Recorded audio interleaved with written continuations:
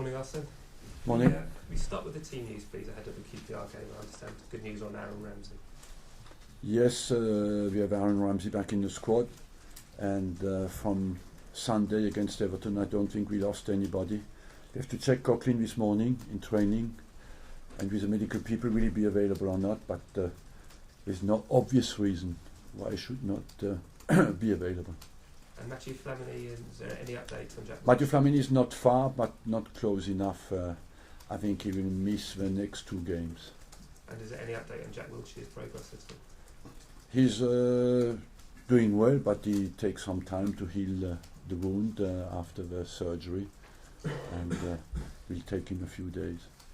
Olivier Giroud and Thomas Rosicky got a lot of the headlines after the Sunday's win against Everton, but how pleased were you with Gabriel's performance? One tackle in particular seemed to really galvanise the crowd. He has shown that he is a defender who is committed, focused, and can integrate well our defensive system. And overall, I think for our first game it was a very positive one. A big game on Wednesday night at Loftus Road. It's a tough place to go, especially for lots of the bigger teams in the division. Yes, there is a difference between the home results and the away results, and it's a bit again a Highbury atmosphere with a very tight ground, people close, committed team, and but it's for us an opportunity as well to continue our good away record in the Premier League, and we want of course to take it. Will Coquelin need a protective mask possibly? Certainly, yes, if he plays, yes.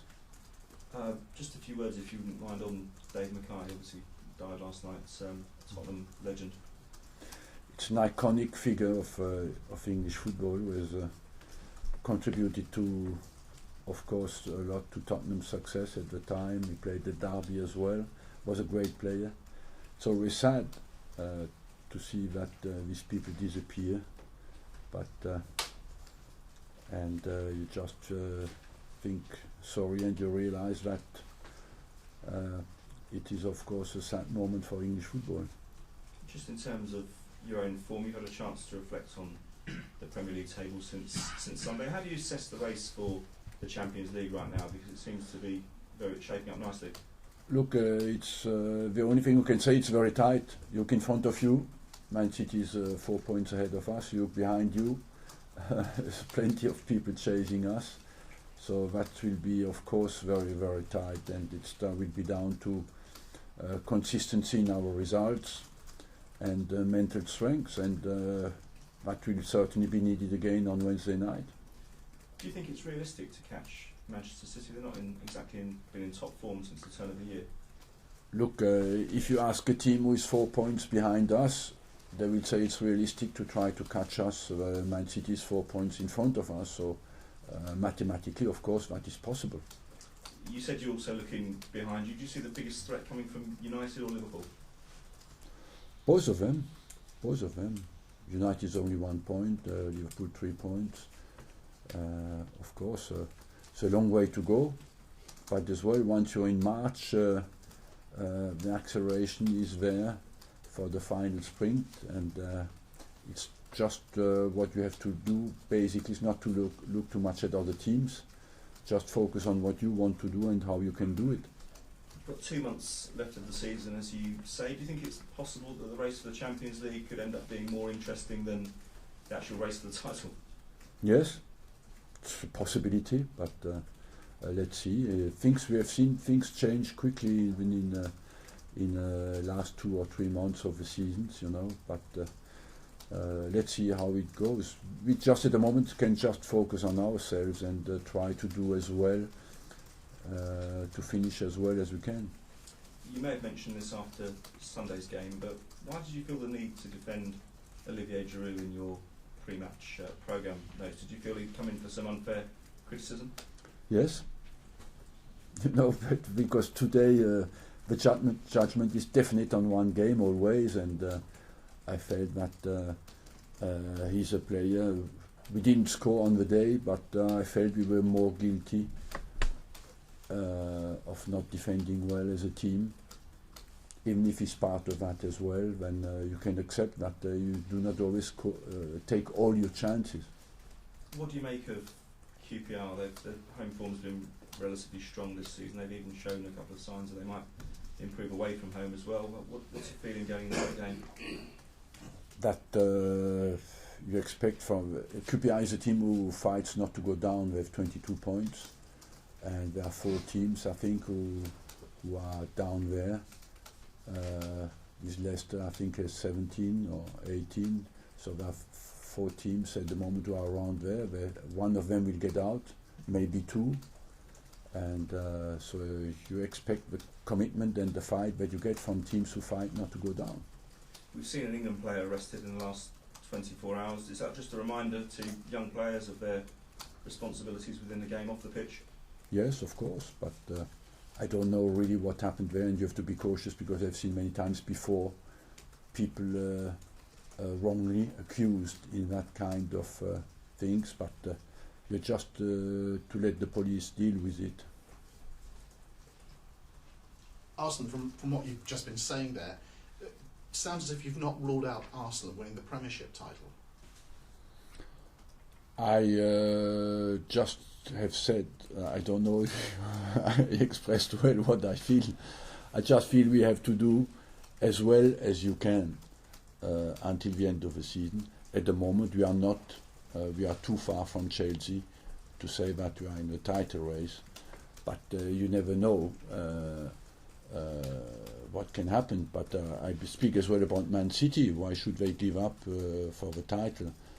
Because they have done it 2 years ago, I think, by being 8 points behind. So you've never.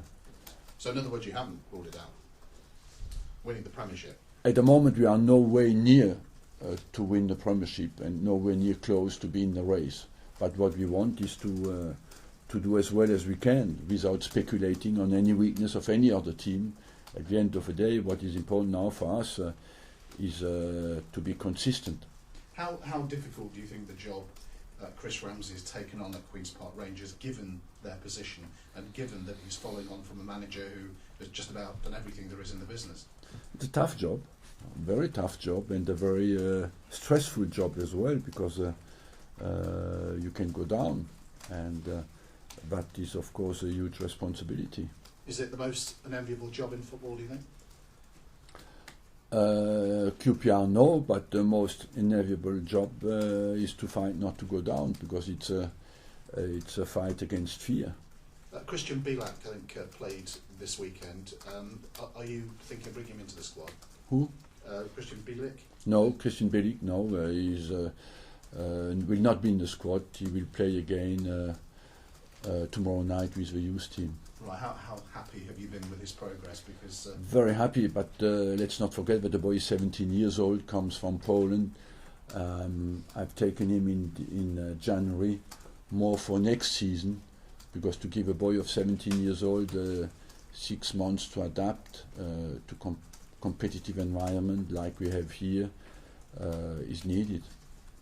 Do you see him making maybe his first team debut before the end of the season? Maybe 20 minutes here or there?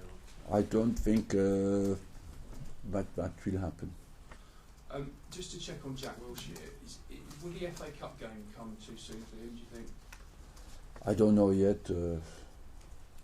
I think the FA Cup? Yeah. Next Monday? No. Yeah. West Ham? Will be too soon, yes. Yeah. West Ham, do you think? I cannot set any date, but what is for sure is for Man United will not be available. Do you think the team's got the Monaco defeat out of their system now, with the Everton result? No, the way to get it out of the system is go there and qualify. How did Per Mertesacker respond to being left out? Well, like everybody, we are all here to serve the club and raise above our own individual interest. He has played many games. He has a fantastic mentality. He's a man with a great stature, mental stature, of absolutely remarkable, and his contribution to the team has been excellent until now, but there are periods where a bit less in form, and that happens to everybody. Do you plan to bring him back tomorrow night? I cannot tell you at the moment. I have not decided yet, honestly. Gabriel played very well against Everton. Do Do you think he's ready to hold down a regular place now? We bought him for that, and of course that's what is the target for him. How's his English coming along? His English is not perfect yet. Is he beyond the odd word now? Is he learning phrases, or how far has he got? Yes, he understands more than he talks. Just one on Chris Ramsey. He's the only black manager in the Premier League. Do you think football needs to be doing more to tackle that inequality? I think football and society in general is just give a chance to everybody, no matter where he comes from, how he looks, and I'm for society completely, for the merit, on merit, and do black people get enough opportunities? I honestly don't know. I hope yes. Doesn't reflect too well on the Premier League, though, does it? About 20 No, matches but he wants to play. there's as well many foreign people in the Premier League, but I think I hope that everybody who wants to do this job gets the opportunity. Arsene, what do you think you've missed since Aaron Ramsey's been out of the team? His energy level, his transitional play from offence to defence and from defence to attack, and his box-to-box qualities.